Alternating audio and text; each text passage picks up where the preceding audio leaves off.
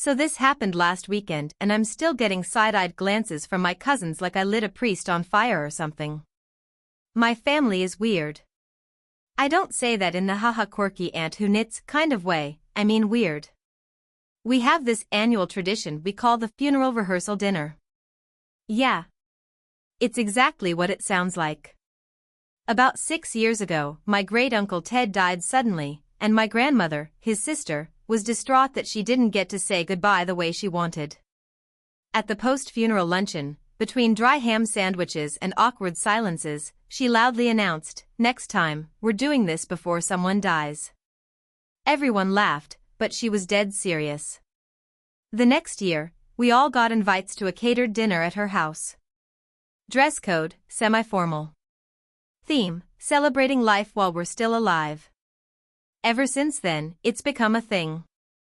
Each year, a different living family member is honored, and we pretend it's their funeral, eulogies, memories, the whole 9 yards. Think of it like a birthday party mixed with a morbid school play. This year, it was Grandma's turn. She's 83, spry as hell, and very excited to hear what everyone would say about her if she dropped dead tomorrow. Enter me and my new girlfriend, Sarah. We'd been dating for 2 months. She's smart, funny, kind, and very, very normal. I hadn't told her about the event until the day before because I knew it sounded insane. But when I finally explained it, she was like, "That's kind of sweet." Weird, but sweet. I'll come. I should have taken that pause more seriously. We show up at my grandma's house, and Sarah looks radiant but a bit stiff. I introduce her around, and she makes a solid impression despite the setting. My Uncle Ken is already drunk, and the casket, yes, they rented a damn casket, is set up in the living room with a framed picture of Grandma on it. She's sitting in a recliner nearby, wearing a tiara, giggling every time someone calls her the dearly beloved. Sarah is doing her best to be polite, but I can tell it's all registering as a horror movie to her. Things get worse when the service begins. The family gathers around. My cousin Jason gives a heartfelt eulogy about how Grandma once helped him through a tough divorce. My mom follows, tearing up as she recalls Grandma teaching her how to make tamales. The tears are real, even though Grandma is sitting there wiping them away and whispering, "You're making me cry, stop it," like it's a roast instead of a requiem. Then it's my turn.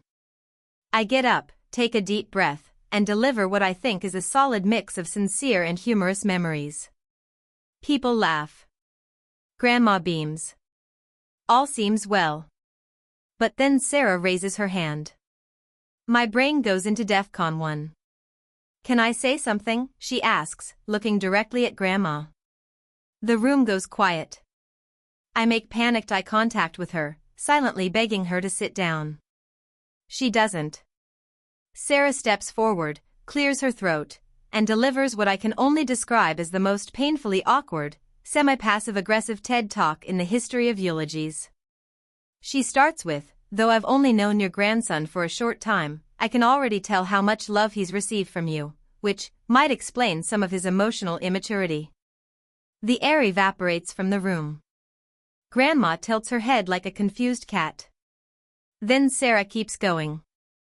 "I think it's so beautiful that your family is able to be vulnerable like this, even if it does seem a little like emotional manipulation masquerading as bonding." At this point, my Aunt Linda actually gasps, like we're in a soap opera. Sarah goes on for another minute, unintentionally roasting every single person in the room by framing their traditions as questionable coping mechanisms and unprocessed generational trauma with snacks. I physically grab her elbow and gently steer her back into the guest chair like a bouncer at an improv night. My cousin whispers, "Bro, what the hell?" as I sit back down. Grandma blinks a few times, then just starts laughing.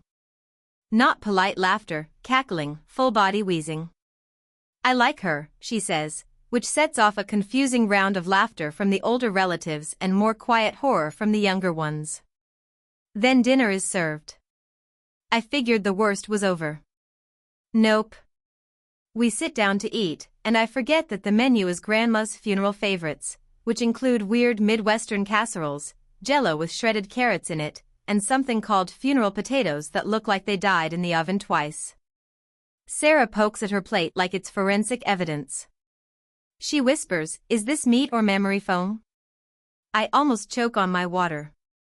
As if summoned by dark forces, my Uncle Ken, still drunk, stumbles over, leans in conspiratorially and says, "You know, this one time your boyfriend peed his pants at a county fair when he was 12. Cried for an hour. His dad had to buy him a souvenir apron because they ran out of pants." Sarah just nods, wide-eyed. Wow. Then Ken says, "Don't screw this one up. He's sensitive." I swear to God, she almost ran. By the time dessert is served, black forest cake with a little sugar headstone on top that says RIP GMA, Sarah is pale and quiet. She excuses herself to the bathroom for a moment to collect her thoughts. 10 minutes pass. Then 15. I find her out on the porch, smoking a cigarette she definitely didn't have when she came in. She doesn't even smoke. She found it in a planter. A planter. We drive home in silence. The next day, she texts me, "I think you're great, but I need some time to process all of that." We're still on speaking terms, but the vibe has definitely changed. And now my family refers to her as that grief critic girl. So yeah. TIFU by bringing my new girlfriend to a fake funeral for a very real, very alive grandma who still brings it up every time I visit. She keeps saying, "Tell her if she wants a sequel, I'm free in October." If you enjoyed the video, don't forget to leave a like and subscribe to the channel. It helps the content grow and motivates me to create even more great videos. Turn on notifications so you don't miss any new uploads. By the way, I'm curious, when do you usually watch my videos? While working, studying, or just relaxing at home? Let me know in the comments, I'd love to hear from you. Thank you for your support. TIFU by trying to impress my girlfriend's dad with my handyman skills and almost setting his house on fire. So, for context, I, 29M, have been dating my girlfriend Emily, 27F, for about a year now. Things have been going great, she's smart, funny, gorgeous, all the things. But the one thing that's always kind of hung over us like a looming thundercloud is her dad, Frank. Frank is a man's man. He builds things.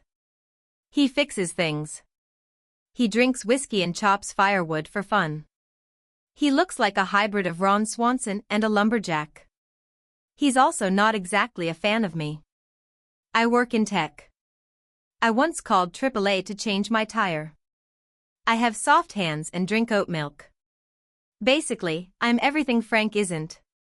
So when Emily told me her parents were hosting a weekend barbecue and that her dad would love to finally see me do something useful, I knew what time it was. This was my shot. My one chance to show Frank I could be more than a guy who backs up files to the cloud. I showed up that Saturday with my sleeves rolled up and a YouTube-inspired confidence. Frank greeted me with his usual gruff handshake and a look that said, "This better be good." After about 20 minutes of small talk and burgers, Frank pointed to a broken light fixture on the back porch and casually said, "Been meaning to fix that. Shame no one around here knows how." Challenge accepted. Now, I have some basic DIY knowledge. I've assembled IKEA furniture without the manual. I replaced a toilet seat once. How hard could a light fixture be? I told Frank I'd take care of it. He handed me his old toolkit like it was Excalibur. The screws were rusted, the wires were exposed, and the light had a visible wasp nest inside it. But I wasn't backing down. Emily gave me a look from across the yard, half pride, half fear. First mistake, I didn't shut the power off. Honestly, I thought the switch being off was enough. I later learned that's not how electricity works. I started unscrewing the old fixture, a little nervous about the wasps, but mostly focused on not looking like a coward in front of Frank.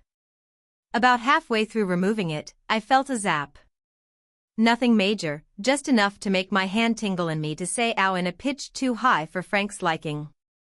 Frank came over, saw what I was doing, and said, "You shut the breaker off?" I nodded. I had not.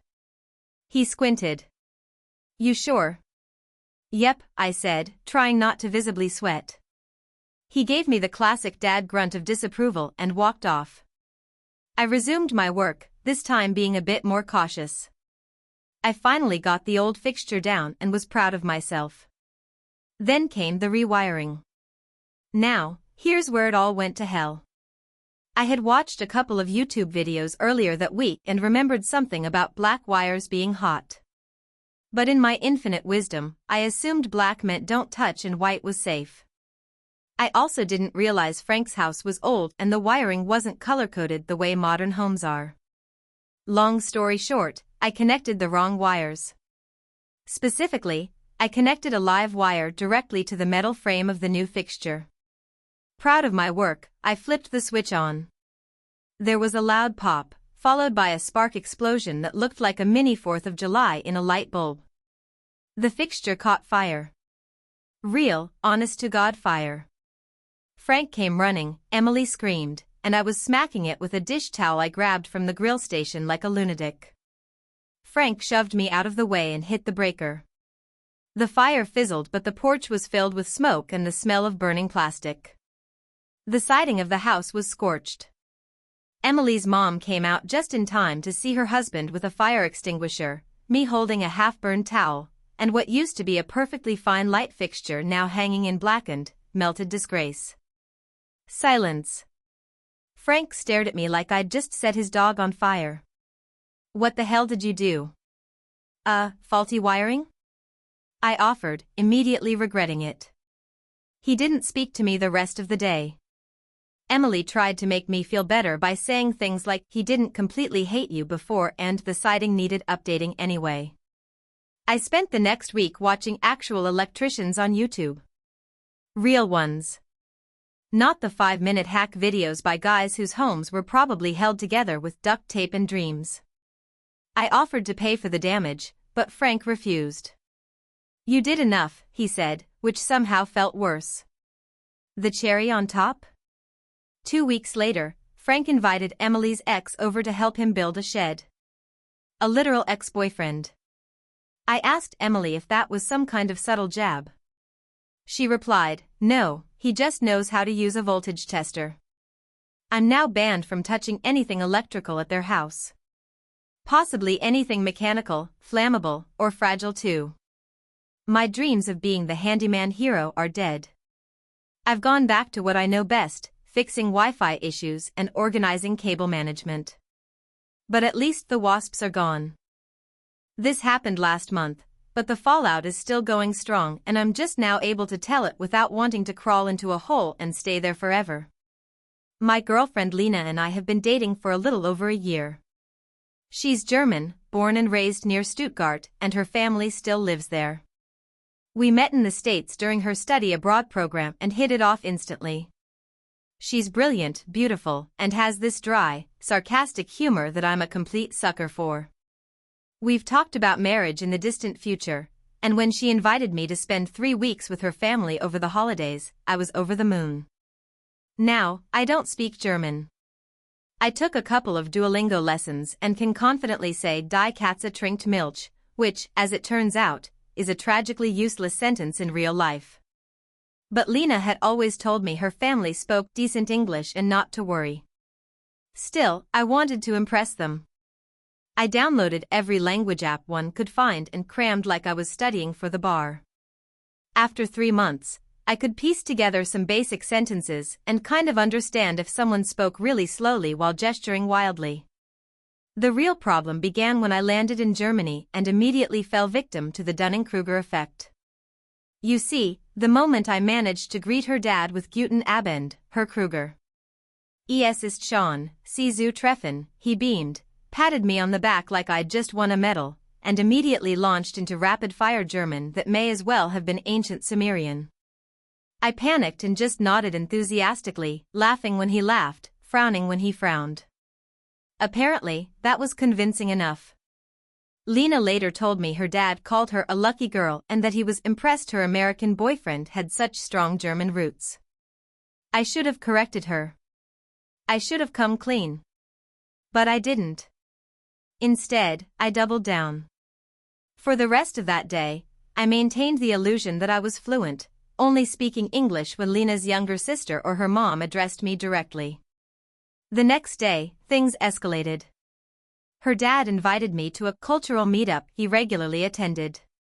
I asked Lena about it, and she said it was probably some local history or hiking group he was part of. Totally chill, she said. You'll be fine. So off I went, alone, with her dad, in a snow-covered VW, with a vocabulary limited to Ich bin müde and wo ist die Toilette? We arrived at a small hall tucked between two quiet streets. Inside were about 30 middle-aged men, most with shaved heads, heavy boots, and military-style jackets. That was my first red flag. But then I saw a table with pastries and coffee and thought, maybe it's just a biker brunch or something? Oh, no. Her dad introduced me as Mein Zukunftstiger Schwiegerson aus Amerika, und ja, spricht sehr gut Deutsch, which I gathered meant something like, my future son-in-law from America, and yes, he speaks excellent German. The room broke into polite applause and nods. Then someone handed me a pamphlet. I looked at it, confused, until I saw the eagle emblem and a name that included the phrase Heimat und Stolz. I didn't know exactly what it meant, but I knew enough to feel a cold trickle of dread.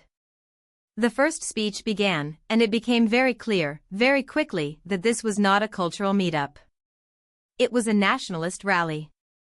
Maybe not explicitly neo-Nazi, but if it wasn't, it was doing a damn good impression. The speaker was fiery and emotional, waving his arms, talking about tradition and das deutsche Blut. People were nodding, clapping. One guy even did the thing, asterisk, you know the thing asterisk, but it was subtle enough not to get attention. I was frozen. I didn't know what to do. If I left, I'd have to explain why. If I stayed, I'd be complicit.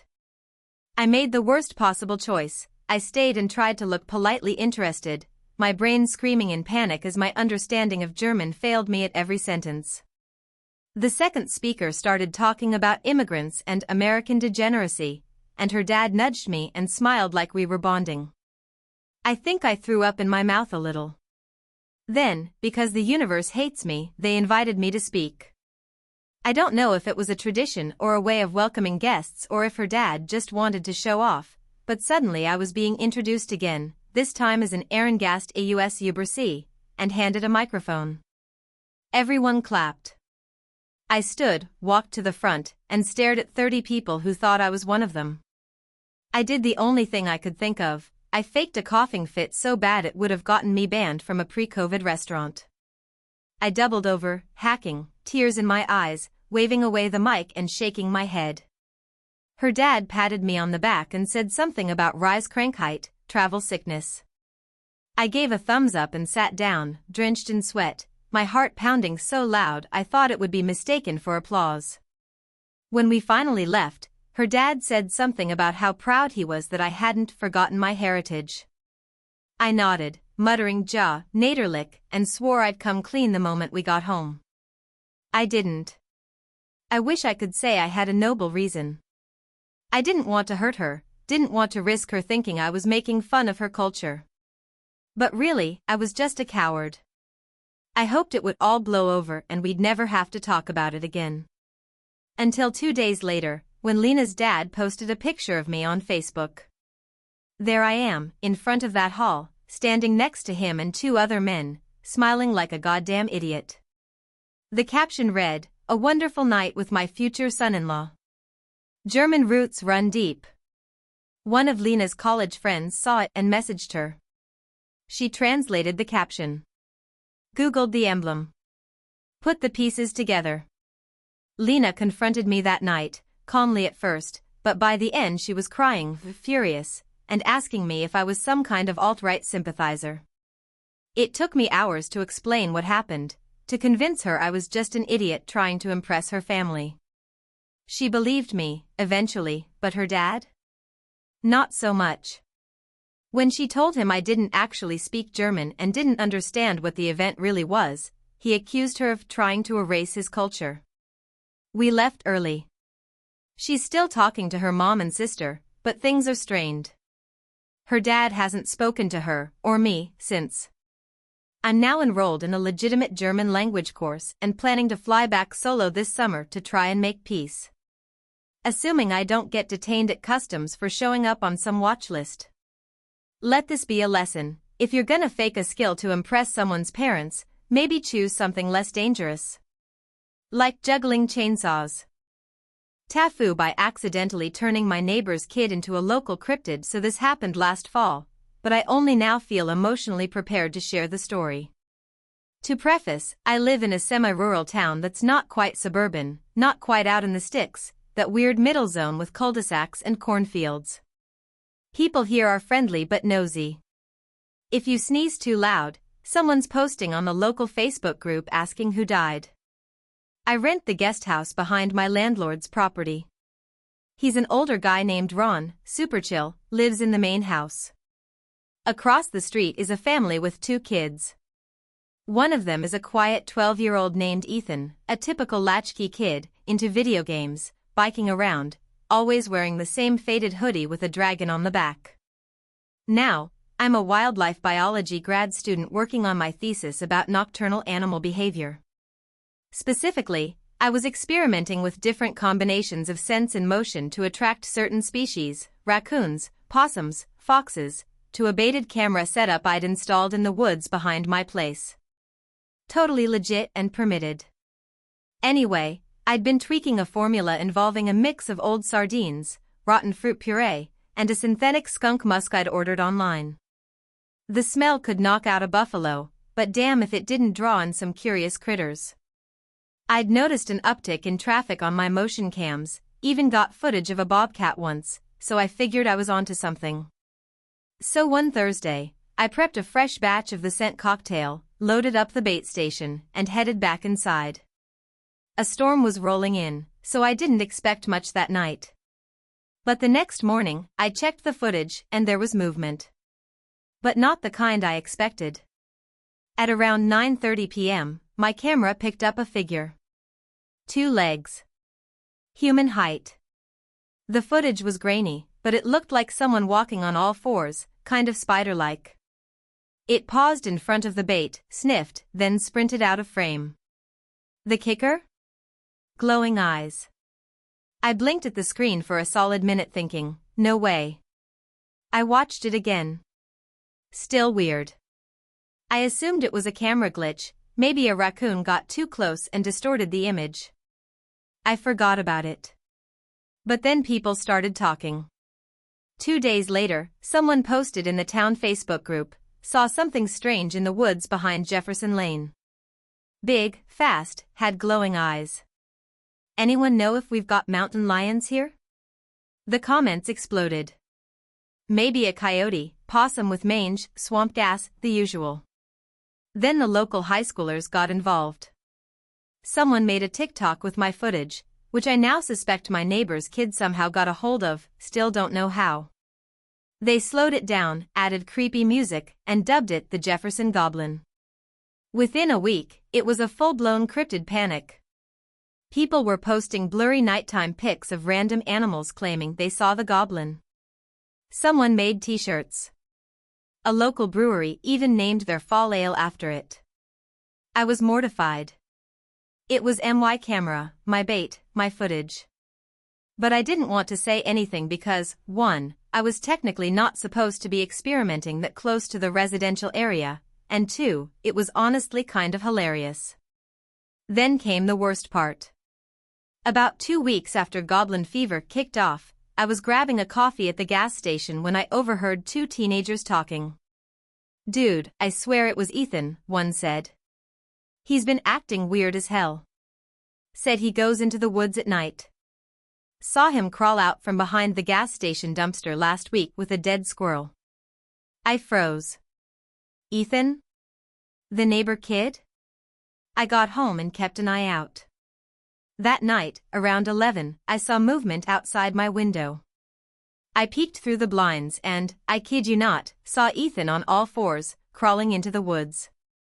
Hoodie on. glowing eyes. I nearly peed myself. Turns out, Ethan had discovered my bait station weeks ago.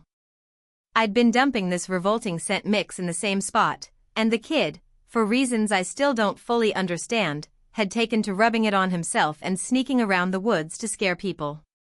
I know this because the next day I found him passed out near the bait bucket, covered in raccoon scratches, reeking like he fought a dumpster for dominance. I woke him up, dragged him back to his house, and sat him down like I was about to give the birds and bees talk. Apparently, he thought it was funny. He'd seen my setup, found the mix, and figured it would be hilarious to prank people. The glowing eyes? Flashlight taped to a bike helmet with green cellophane. The crawling? He said it made him look less human. So I had a choice. Tell the town the goblin was a dirty 12-year-old with a YouTube channel and ruin the fun, or let it ride. I let it ride. But I made Ethan promise to cut it out before he got himself shot by some terrified farmer. He agreed, reluctantly, and the goblin sightings slowly died down. Now it's spring again, and sometimes when I walk through the woods, I still catch a faint whiff of that horrible scent mix on the wind. The bait station's gone, and I've moved on to a new project involving owl calls, but every now and then someone will still bring up the Jefferson Goblin like it was real. Last week, Ron had friends over for poker, and I overheard him say, "I swear, that thing had to be real." My cousin's dog wouldn't go near the woods for days. Ethan winked at me from across the yard. I don't know what's worse, that I accidentally created a local cryptid, or that I kind of miss the little freak. TIFU by misunderstanding what open relationship meant. This happened about 6 months ago, but the psychological damage is still very, very fresh. I, 28M, had been dating Claire, 27F, for about 9 months. Everything was great. She was smart, funny, creative, and we had that kind of rare, electric chemistry that makes the air around you feel charged when you're together. You know, the kind of connection that makes you want to build IKEA furniture without arguing. We met through mutual friends at a Halloween party. I was dressed as a sentient traffic cone. She was dressed as a slutty Shakespeare. It was meant to be. Things were going so well that we started spending nearly every night together, either at her place or mine. About 5 months in, we had the talk, you know, the "where is this going?" conversation. That's when Claire dropped the term open relationship. I paused. She saw my reaction and quickly clarified, "I just think people can love more than one person. But that doesn't mean we don't care about each other." She told me it was just philosophical for her. That she wasn't seeing anyone else. That she was happy with me. "It's just something I believe in," she said. I wasn't entirely comfortable with the idea, but I'd read enough Reddit threads to know that different strokes and all that. Plus, she said she wasn't seeing anyone else, so I figured, okay. She's into the idea theoretically, but practically we're still just us. So, I nodded and said I could live with that as long as we were open about it. "Of course," she said. "Communication is everything." Fast forward to about 2 months later. We're still going strong. She's still at my place 3 to 4 nights a week. Things seem normal, maybe even better. She's glowing. She's extra affectionate. She started bringing me breakfast burritos out of nowhere. I should have known. I should have seen it. Hindsight is a greasy-haired clown whispering "you dumbass" in my ear. Now comes the foo. Claire was out of town for a weekend visiting her sister in another city. I had the apartment to myself, and I was determined to do absolutely nothing. Pure degenerate-level laziness. I wore the same hoodie for 3 days. Ordered nothing but takeout. My toilet paper ran out, and I used paper towels for 24 hours until I could drag myself to CVS. On Sunday night, I decided to clean up a bit before she got back. While vacuuming the floor, I noticed something strange near the couch. A little velvet pouch. Now, this wasn't mine, and I didn't think Claire would have dropped something and not picked it up before leaving. I opened it. Inside were 2 gold rings. Matching. Engraved. One said C plus J and the other said, forever and always. My brain went full Windows XP error sound. First, I thought maybe they were some kind of gift in progress. But then, who the hell was J? I stared at the rings for what must have been 15 minutes. My internal monologue was spiraling into a full-on telenovela. I ended up doing what every rational man in his late 20s does when he's not emotionally equipped for this level of curveball.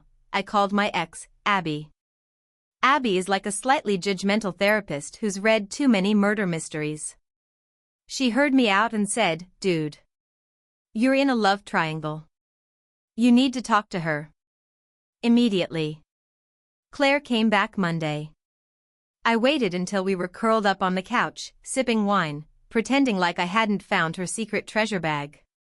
Finally, I asked as casually as I could, hey, what do you think about engagement rings? She froze. That's sudden, she said, laughing nervously. I nodded. Well, I found some. Her entire face did this thing I can only describe as buffering. Then she said the worst possible sentence I've ever heard in my life, oh my God, I thought I lost those. Not denied. Not explained. Just admitted. I asked, Claire, who's Jay? She looked at me like I'd just asked her how to spell dog. Then, without a hint of hesitation, she says, Jared. My fiancé. My ears didn't process that sentence in the right order. You're what? Fiancé, she repeated, like I was the one being weird. Cue my soul ejecting from my body like a fighter pilot. She explained, very calmly, that she'd been engaged to Jared for over a year.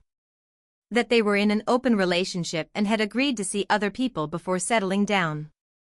That I was, in her words, a meaningful experience. I sat there, doing quick math in my head, trying to understand how someone could be engaged and simultaneously monogamous with me for 9 months without it ever coming up. I reminded her of all our dates, trips, the weekends we spent together.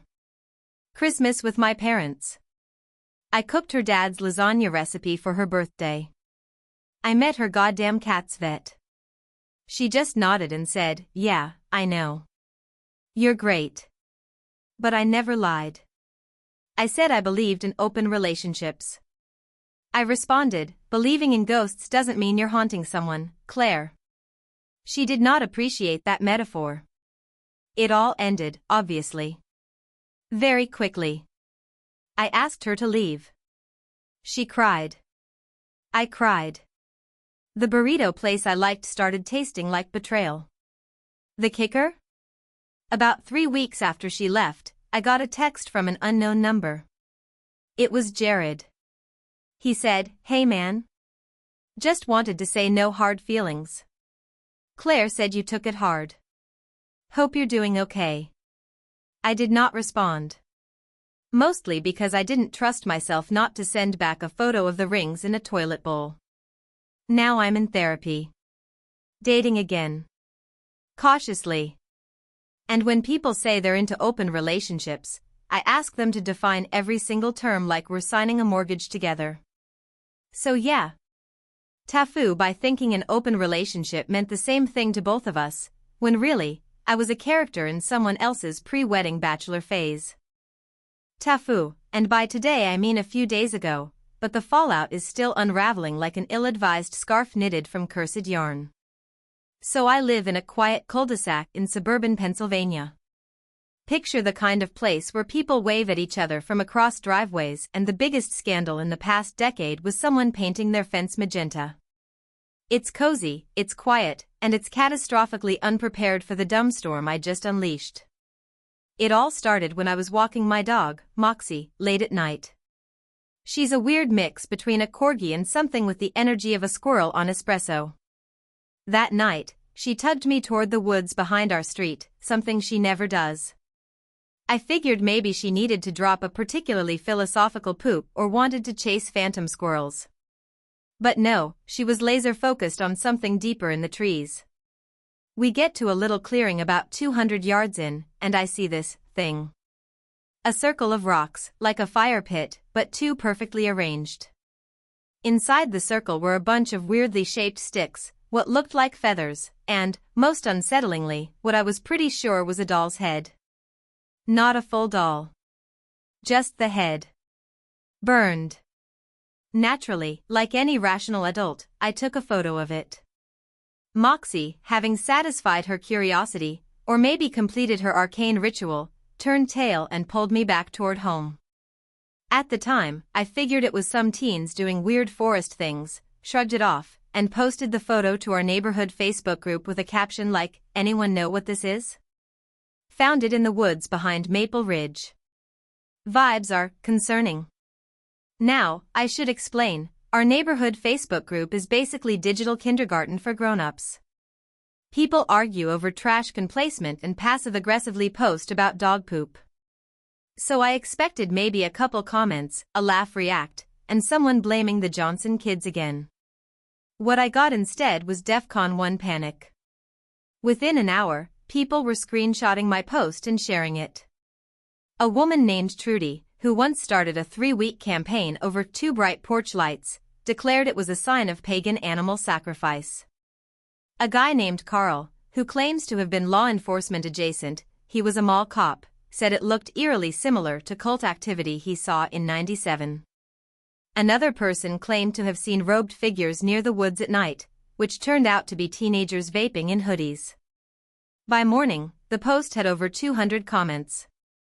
Someone started a thread titled Maple Ridge Cult? And suggested we form a neighborhood watch. By that evening, people were patrolling with flashlights and walkie-talkies. Trudy made laminated badges that said Wilderness Defense Squad. There were spreadsheets. Schedules. Carl tried to deputize himself. At first, I found it hilarious. I kept my mouth shut, figuring it would blow over. But then someone called the local news. And they actually showed up. A guy with 2 perfect hair interviewed me while I tried to explain, I don't really know what it was, just something weird in the woods, but they edited the clip to make it sound like I was confirming the presence of a sacrificial pit. Headline that night, occult activity in local suburb? Residents say yes. I started getting DMs from strangers asking if I felt watched or if I'd noticed any unusual animal behavior. I made the mistake of replying to one of them with, "Well, my dog farted and scared herself once, does that count?" And that got screenshotted and reposted with the caption, "They're affecting the pets now." Then, the real chaos started. Someone decided we needed to cleanse the woods. On Saturday, about 30 people showed up armed with sage bundles, salt circles, crosses, and one guy had a full-on didgeridoo. I don't know what that was supposed to do, maybe confuse the spirits. They marched into the trees chanting and waving smoke around, which resulted in 1 minor brush fire and 2 people getting lost for 3 hours. They were in a drainage ditch. Meanwhile, actual teenagers saw the commotion and, being teenagers, decided to escalate. They started leaving creepy dolls in the woods, drawing fake runes in chalk on sidewalks, and at one point, they tied a Furby to a tree and recorded it saying "Feed me" on loop. Things were spiraling. I was now unintentionally the neighborhood's oracle. People kept asking me for updates, theories, and advice. One woman said she had a dream where I was wearing antlers and guiding people through the forest like a woodland prophet. Carl said he was ready to die for the cause, which no one asked him to do. I finally cracked when someone taped a note to my door that said, "We know you're the chosen finder. Please lead us to the truth." Nope. Too much. Time to shut it down. So I went back to the woods, took a closer look at the ritual site, and realized something critical. It wasn't feathers. It was stuffing. Like from a pillow. The doll head? A melted Barbie someone probably tossed into a campfire. The sticks? Arranged around an old, rusted grill grate. I checked further and found beer cans, a half-buried bag of Doritos, and what might have been the remains of a bang. This wasn't a summoning circle. This was a crappy teenage hangout that someone tried to make spooky for laughs. I posted an update, gently explaining the discovery, with photos. I made it clear there was no cult, no rituals, just some creative delinquents with poor hygiene and access to fire. And then I got accused of being in on it. Apparently, that's exactly what the cult would want us to think, so now, it's been 3 days since I tried to de-escalate. The Facebook group is still ablaze. Carl is starting a podcast. Trudy ordered walkie-talkies shaped like pentagrams to infiltrate the enemy. Someone made t-shirts that say, "I survived the Maple Ridge cult" with my dog's face on them. Meanwhile, I just wanted to walk my dog in peace and maybe not have to explain to my boss why I was interviewed on local TV under the cheerin', "Local man stumbles upon occult forest portal." So yeah. That's how I accidentally launched a suburban LARP gone wild and might now be the unwitting leader of a fake neighborhood cult that believes I commune with forest spirits. And Moxie? She keeps dragging me back to that same spot in the woods like she knows exactly what she did. So this happened last weekend, and I'm still dodging texts and pretending my phone accidentally reset because of a mysterious update. Let me explain how a harmless white lie involving a fake baby spiraled into a full-blown scandal that torched my dignity and possibly ended a friendship. I'm 31M, and my girlfriend, let's call her Emma, 29F, and I were invited to her college friend's wedding. We'd been dating a year, but this was my first time meeting a lot of her friends in person. The wedding was fancy. Black tie.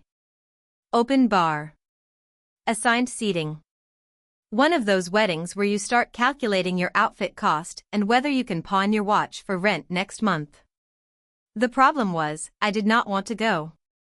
It was 2 hours away, I had a big project due Monday, and I was already wiped from my week.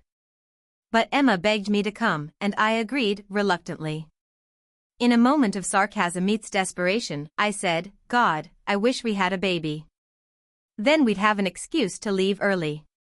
Emma looked at me, paused, and said, "What if we did?"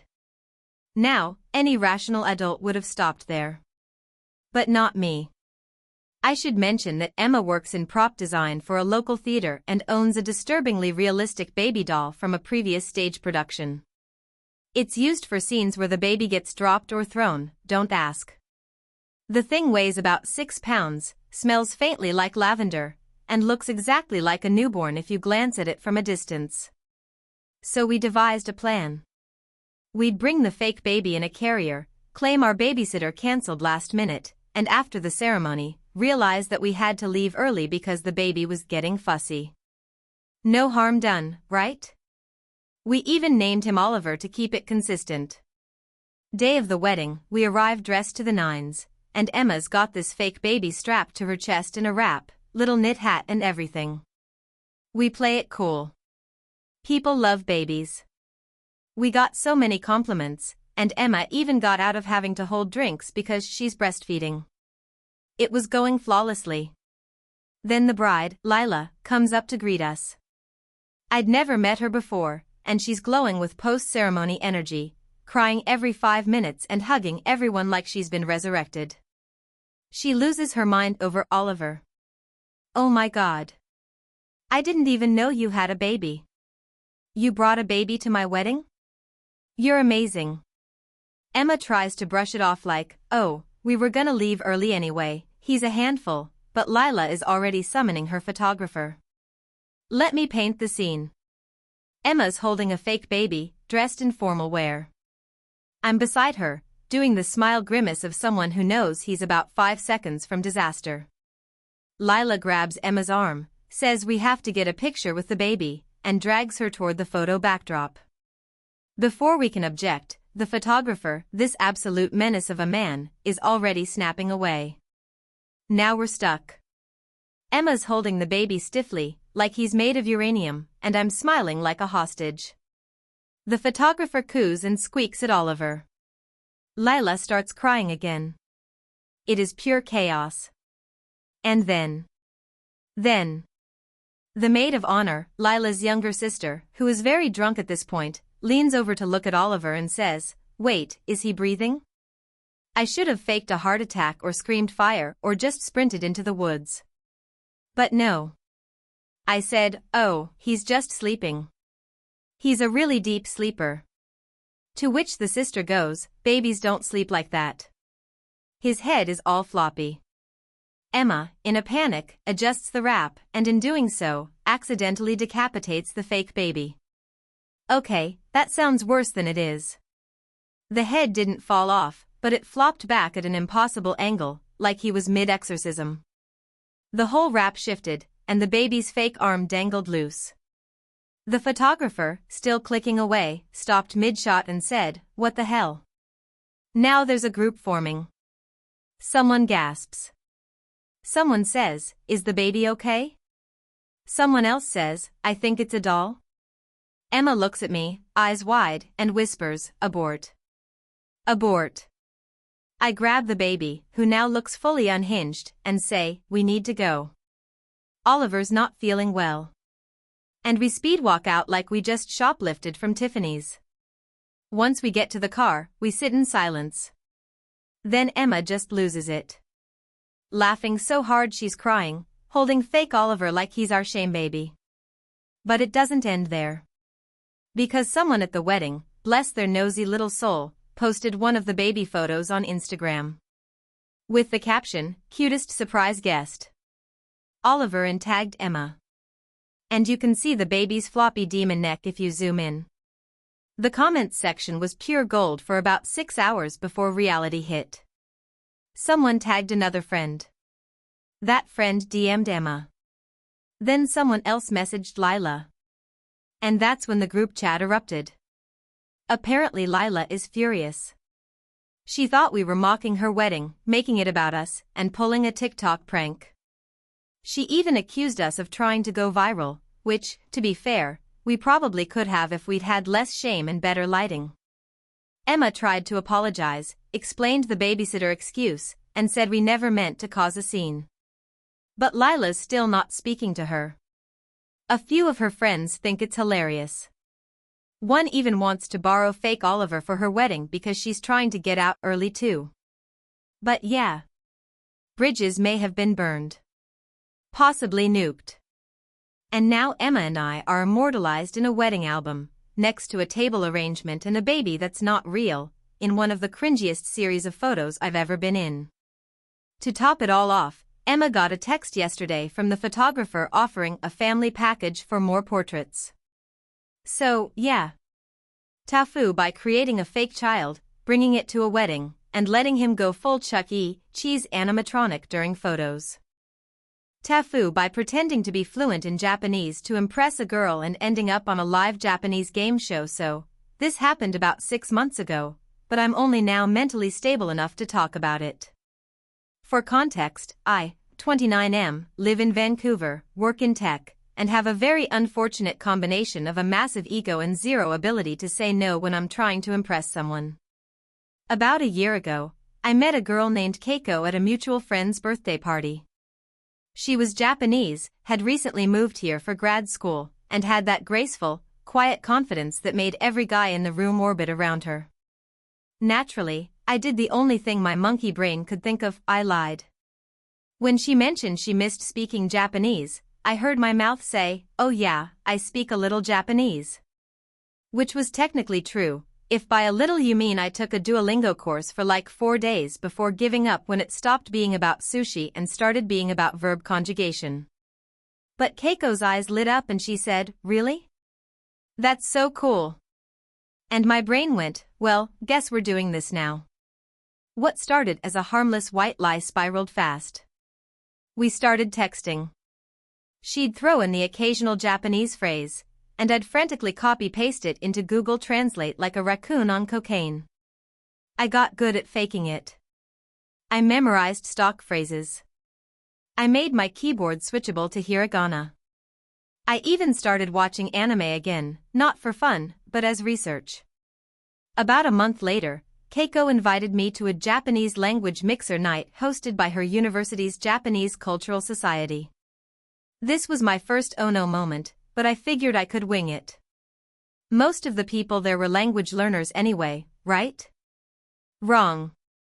It was packed with actual Japanese students and native speakers. And for some cursed reason, they had us do a language proficiency speed dating round where you rotate through 3-minute conversations entirely in Japanese. And that's when the second oh no moment hit. Keiko had told the organizers that I was fluent. Fluent. I was paired with an older Japanese man named Daisuke, who later turned out to be Keiko's uncle. He was visiting from Osaka and had taught Japanese for 30 years. I don't remember much of our 3-minute conversation except that I panicked and just started listing Pokemon. Like, I literally sat there and went. Daisuke stared at me like I was having a stroke. Keiko was across the room, waving and smiling. I wanted to die. After the mixer, I tried to ghost her, but Keiko texted me asking if I wanted to go to this Japanese TV event happening in town. Apparently, her uncle had pulled some strings and gotten us on the list. I didn't want to go. I almost said no. But then she texted it'll be fun. Maybe they'll ask you to be on camera since your Japanese is so good, and my lizard brain went, oh, this is salvageable. Spoiler, it was not. The event was a traveling variety game show from Japan called Crazy Challenge Time. Yes, that's the actual translated name. They were filming a special segment with Japanese nationals abroad and a few honorary guests. Thanks to Keiko's uncle, I got pulled on stage as one of the guests. The producer handed me a microphone and said something fast in Japanese. I caught exactly 0% of it, smiled, and bowed. Then the host turned to me and said, in Japanese, so I hear you're fluent. Let's play a game where you translate some of our trickiest tongue twisters and idioms into English in front of a live audience. I tried to bail. I really did. I started to say, which means, please wait a moment, but I pronounced it so badly that the host thought I was making a joke and the audience laughed. Then someone handed me a cue card. It had what looked like an essay of kanji on it. The host pointed and said, go. I froze. My fight or flight instincts failed me. Instead, my brain hit the self-destruct button. I took the mic and said in the most confident voice I've ever managed, then just blurted out. For those unfamiliar, I said, I am toilet. There was a pause. Then the audience howled with laughter. I'm not talking polite giggles. I'm talking full-on, camera-shaking, tear-streaming laughter. The host doubled over. One of the producers was clapping. A woman in the front row started crying. Someone yelled. Encore. I had accidentally become the comedic highlight of the night. After that, they made me the foreign fool recurring character for the rest of the show. I was too mortified to say no.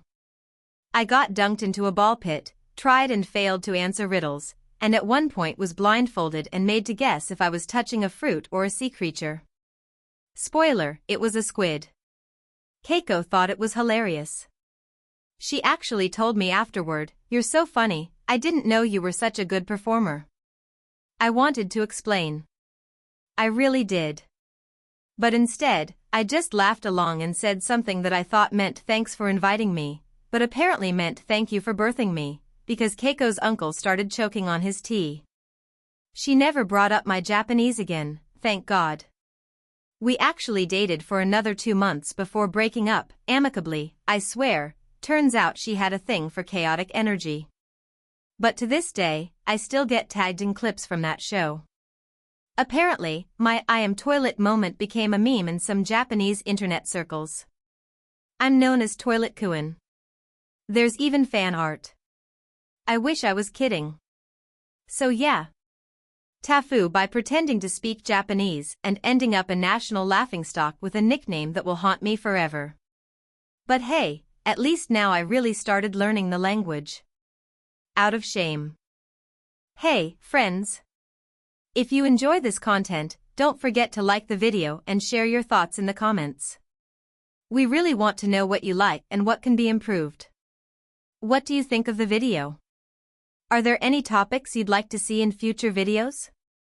Your feedback really helps us get better. Thanks for being with us. TIFU by letting my neighbor's cat into my smart home. I don't mean that in a LOL silly cat knocked over a lamp kind of way. I mean, I inadvertently allowed a tiny orange demon to take control of my entire life through the unchecked chaos that is automation. Let me set the stage. I live in a smart home. Not the kind where you ask Alexa to play lofi beats and call it a day, but the full Tony Stark fantasy.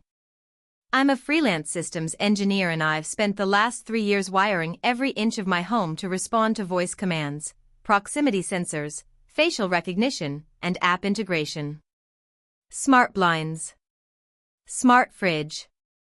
Smart pet feeder. I don't have a pet, I just thought it was cool. Smart shower that sets the temperature based on body data. Smart locks. The works.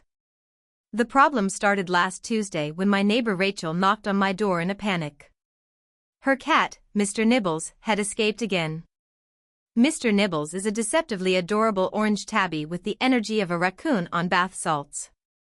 He's broken into my backyard before, clawed up my drone, and once managed to wedge himself between my solar panel array and the roof like some kind of feline Tetris block.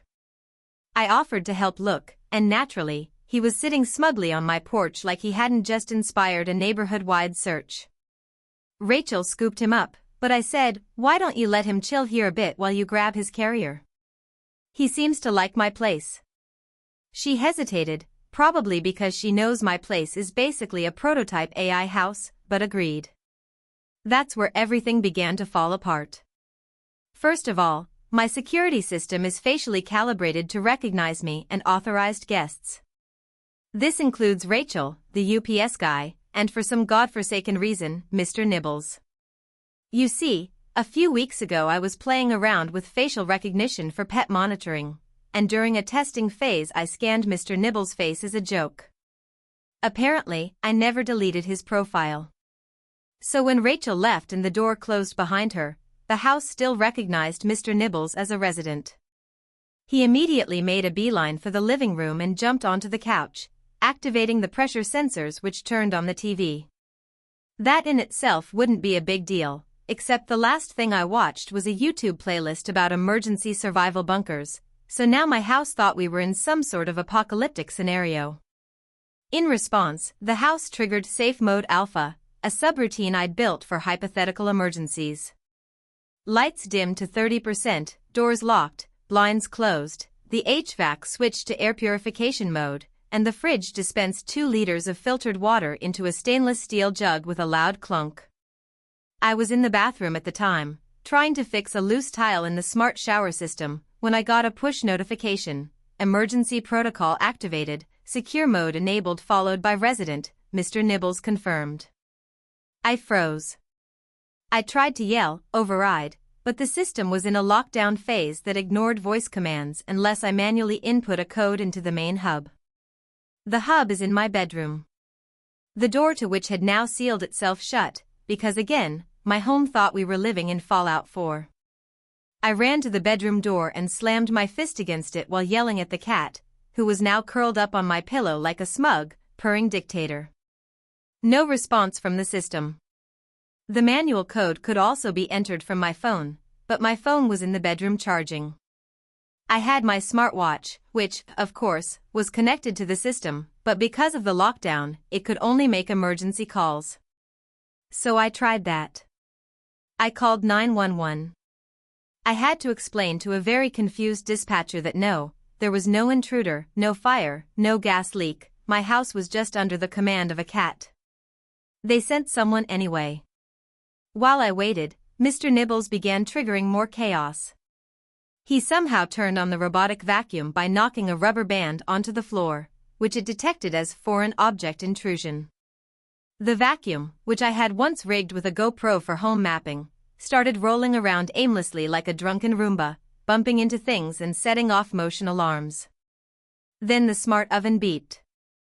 I don't know how, but the cat had managed to activate the oven's self-cleaning cycle, which locks the door and heats to 900 degrees Fahrenheit. The house now thought I was attempting to sterilize food supplies, which meant the fridge began vacuum sealing all perishables into metallic bags. I watched through the glass as my eggs, milk, and leftover lasagna disappeared into airtight hell. A notification popped up on the watch, nutrient storage complete. 14 days of food remaining. It was then I realized Mr. Nibbles had stepped on the bug-out prep scenario. A setting I made as a joke during COVID that simulated quarantine readiness in case of bioterrorism or zombie outbreaks.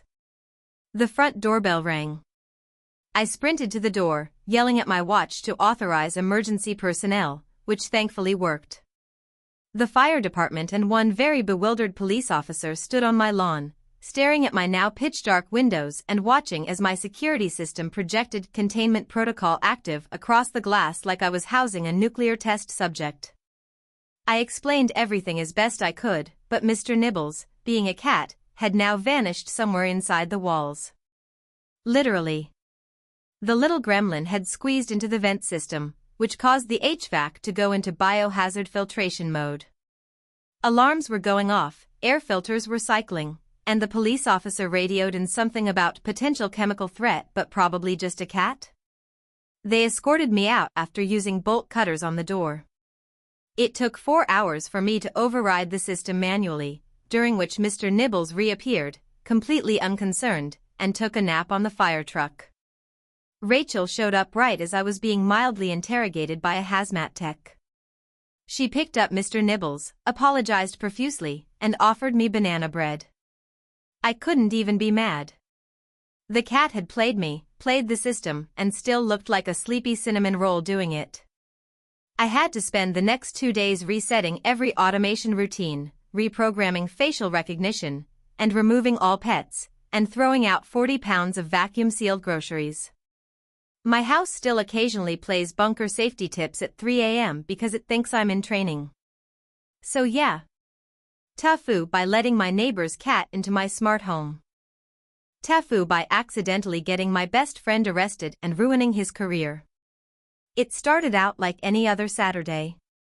My best friend, Mike, and I had been planning a weekend trip to the mountains for months. We had everything lined up, the gear, the snacks, the playlist for the road trip, and, of course, my trusty old Subaru that we'd always taken on our little adventures. There was just one small problem. I'd made the rookie mistake of misplacing my wallet the day before we were supposed to leave. Classic, right?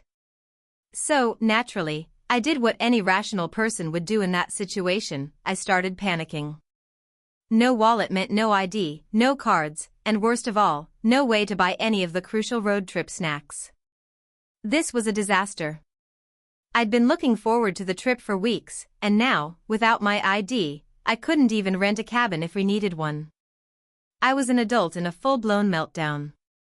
Mike, ever the calm one, offered a solution.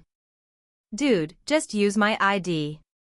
We're the same height, same build, no one will even notice. Plus, you can't go on a trip without snacks. At first, I hesitated. It seemed a little sketchy to use someone else's ID, but Mike was so convincing, and honestly, I was so desperate that I agreed. I grabbed his wallet and stuffed it into my back pocket. The plan was simple. We'd head to the convenience store on the way out of town, grab some chips, candy, and whatever else we'd need for the trip, and then we'd just keep driving without a hitch. Mike assured me that no one would even question it because we looked alike. Well, that's where I went wrong. We pulled into the gas station just outside town, the one where everyone knows everyone, and I walked in confidently, Mike's ID in hand. I didn't even think twice about it. Everything was going smoothly until I approached the counter to pay. The cashier, a woman named Janet who knew Mike from his high school days, squinted at the ID I handed her. "Mike," she asked, giving me a long look. I froze for a moment. I knew Janet well enough to know she was a stickler for details, and she'd never forget a face. I should have just turned around and walked out at that moment. But instead, I smiled awkwardly and nodded.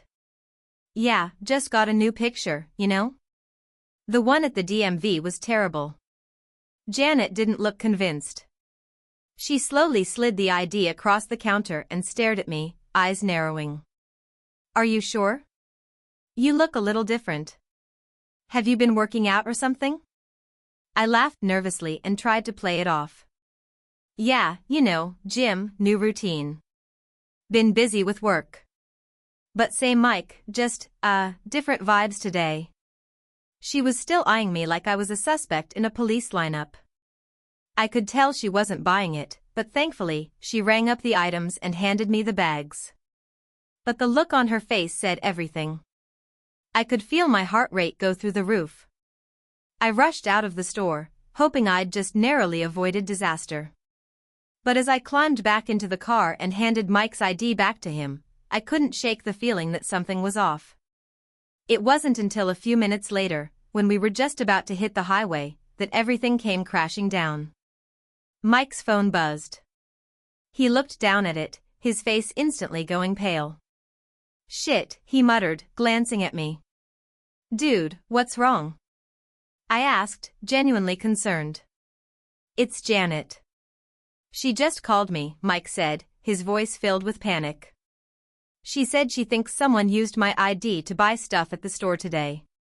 She thinks it was you." I felt a chill run down my spine. I tried to laugh it off, but Mike didn't crack a smile. "I told you, man, this is bad. I thought she was just being paranoid." But I don't know, we both fell silent, the reality of the situation hitting us. I'd used Mike's ID. Janet had recognized me, and now she was suspicious. And that wasn't even the worst part. A few minutes after Mike hung up, his phone buzzed again. This time it was a notification from a local news outlet. The headline was something along the lines of, "Man attempts fraud using stolen ID at local convenience store." I nearly had a heart attack when I saw it. The article was about someone attempting to use a fake ID to make a purchase at the same gas station. Janet had reported the incident to the authorities, and now there was a police investigation underway. It didn't take long before the situation spiraled even further. Mike's phone was blowing up with calls from his boss, his mom, and worst of all, his lawyer. Apparently, using someone else's ID wasn't just a minor thing. It was considered identity theft, a felony. At this point, I was panicking too. I hadn't stolen anything, but I had effectively used a fake ID, Mike's ID. And now Mike was in real trouble because of it. We spent the next few hours trying to fix things, but it only got worse. Janet had been pressured into giving a statement to the cops about the incident, and when they traced the ID back to Mike, they came knocking at his door. I felt horrible. Here I was, the idiot who thought using a friend's ID was no big deal.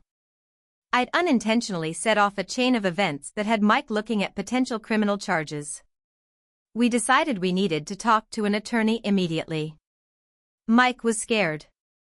He had just gotten a promotion at work, and if he was convicted of a felony, his career would be over. I kept apologizing, but I knew it was too late to take it back. The damage was done. After days of tense phone calls and meetings with Mike's lawyer, we finally managed to convince the authorities that there was no malintent. It was a huge relief when they decided to drop the charges. Mike was still left with a tarnished reputation, but at least he wasn't facing jail time. As for me, I learned a pretty important lesson about using someone else's ID, even if they're your best friend. You never really think things through until you're staring down the barrel of a criminal investigation. Mike and I still went on the trip to the mountains. It wasn't the same, though. We didn't talk much during the drive, both of us lost in our thoughts. It took a while for Mike to fully forgive me, but we're good now. The lesson I learned, however, stuck with me: never, under any circumstances, use your friend's ID, even if you think it's for something as harmless as a gas station snack run. It's not worth the risk. TLDR, used my best friend's ID to buy snacks at a convenience store. Cashier recognized me, and my friend got investigated for identity theft. Almost ruined his career over a stupid decision. TIFU by accidentally sending a text to my boss that I meant to send to my girlfriend. It started like any normal day. I woke up to my alarm, groggily rolled out of bed, and got ready for work. I didn't have anything particularly exciting lined up for the day, just the usual office grind. But little did I know, one simple, stupid mistake was about to change everything.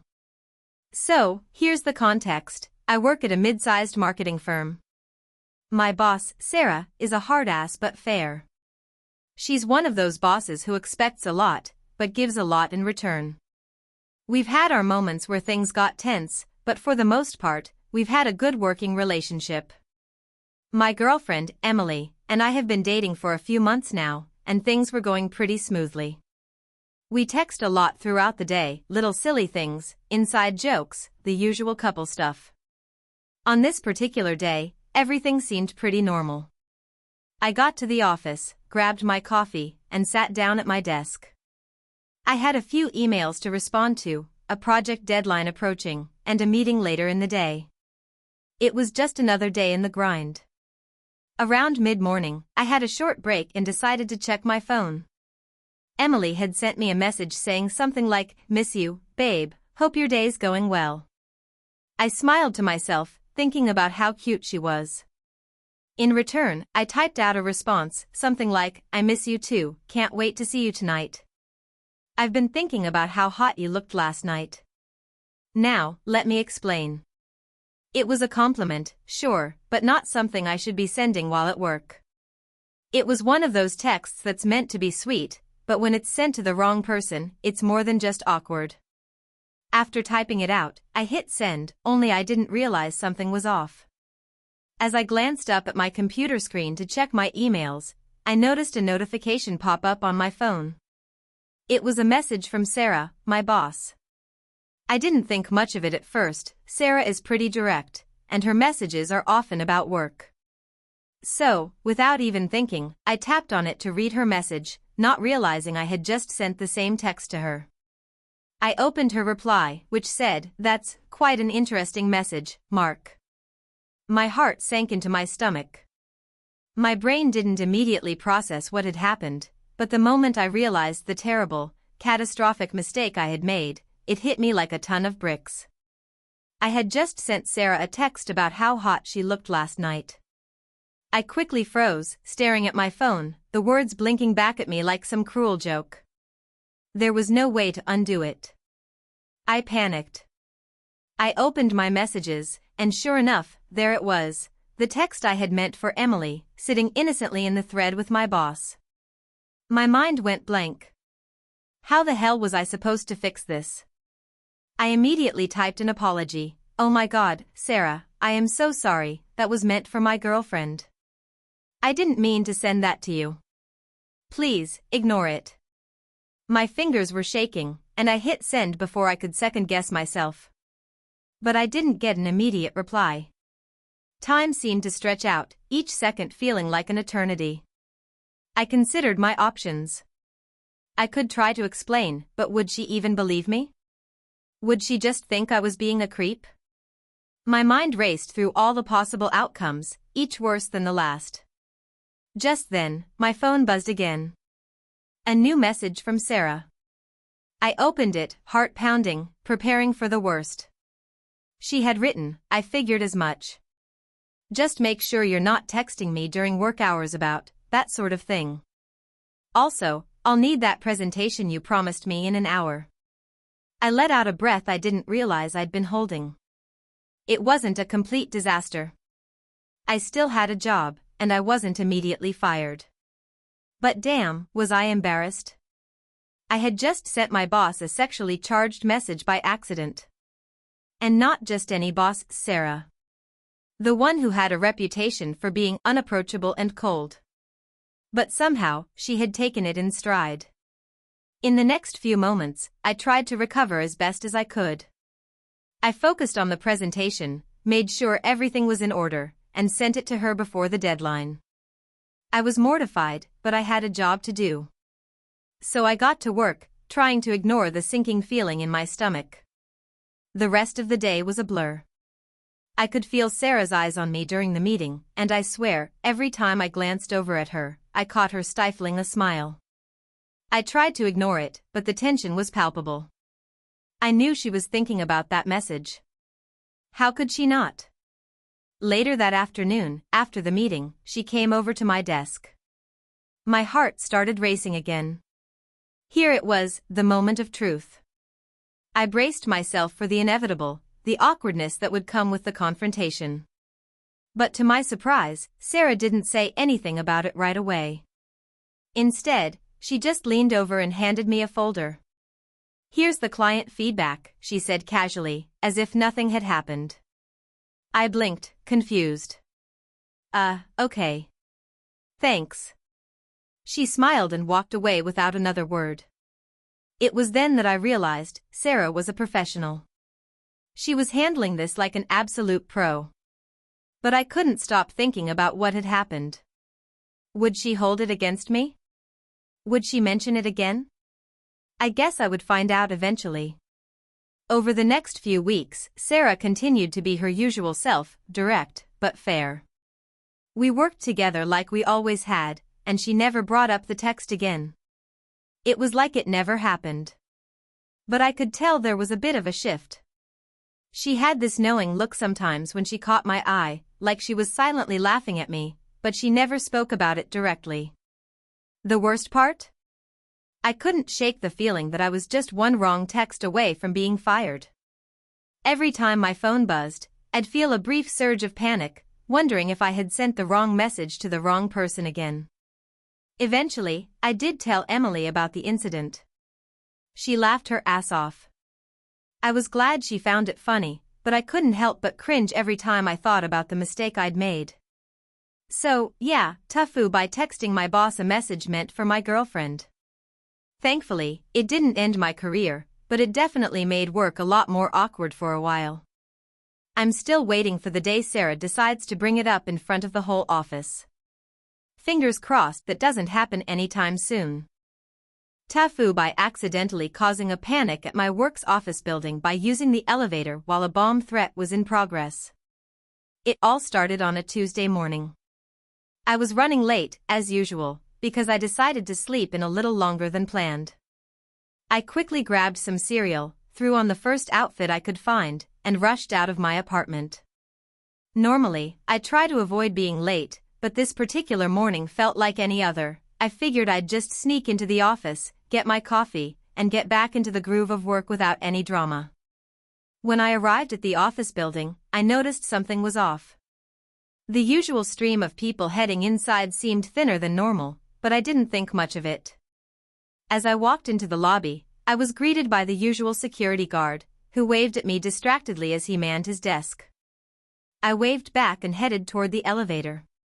The lights above the elevator doors blinked as if they were malfunctioning, but again, I didn't think anything of it. The elevator doors opened with a soft ding, and I stepped inside.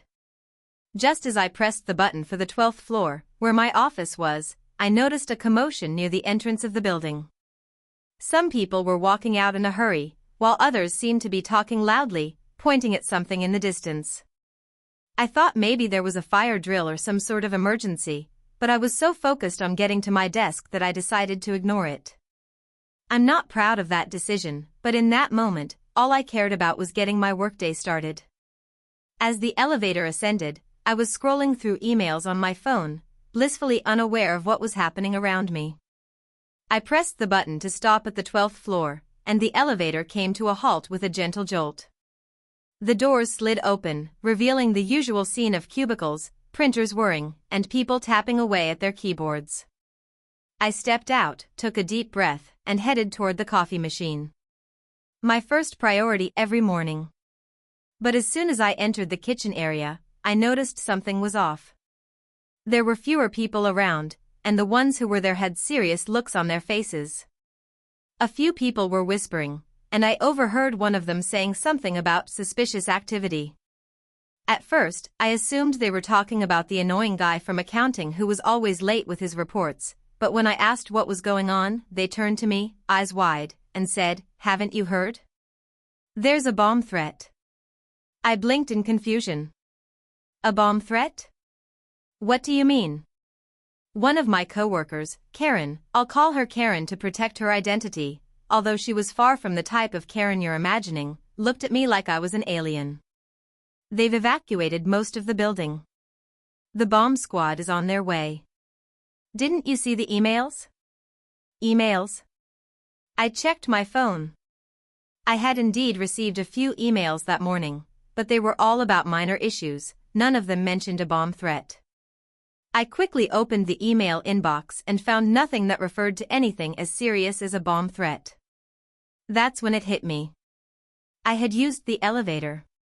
I remembered that the elevator had opened on the 12th floor without any delay. It had even made a strange noise when I pressed the button, but I hadn't thought much of it.